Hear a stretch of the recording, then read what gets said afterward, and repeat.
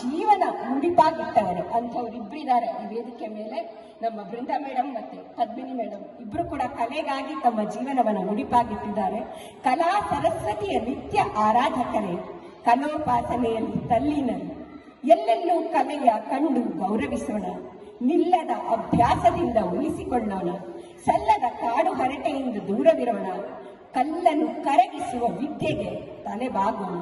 ನಮ್ಮ ಮಕ್ಕಳಿಗೆ ಈ ವಿದ್ಯೆ ಕಲಿಸೋಣ, ಒಮ್ಮನದಿಂದ ಅದರ ಒಳಗೆ ಇಳಿಯೋಣ, ಸುಮ್ಮನಿರದೆ ಆಧ್ಯಾತ್ಮಿಕ ಸಾಧನೆ ಮಾಡೋಣ, ಬೊಮ್ಮನ ಒಲಿಸಿಕೊಳ್ಳೋಣ, ನಿಶ್ಚಿಂತರಾಗೋಣ.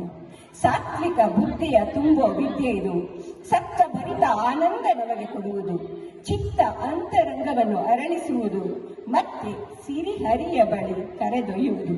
ನಮಗೆ ಜೀವನದಲ್ಲಿ ಬೇಕಾಗಿರೋದು ಸಂತೃಪ್ತಿ, ಆತ್ಮತೃಪ್ತಿ.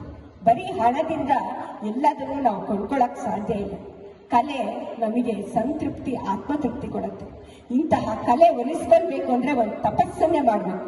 ಅಂತಹ ತಪಸ್ಸು ನಮ್ಮ ಮಕ್ಕಳು ಮಾಡೋ ಹಾಗೆ ನಾವು ಪ್ರೇರೇಪಣೆ ಕೊಡೋಣ.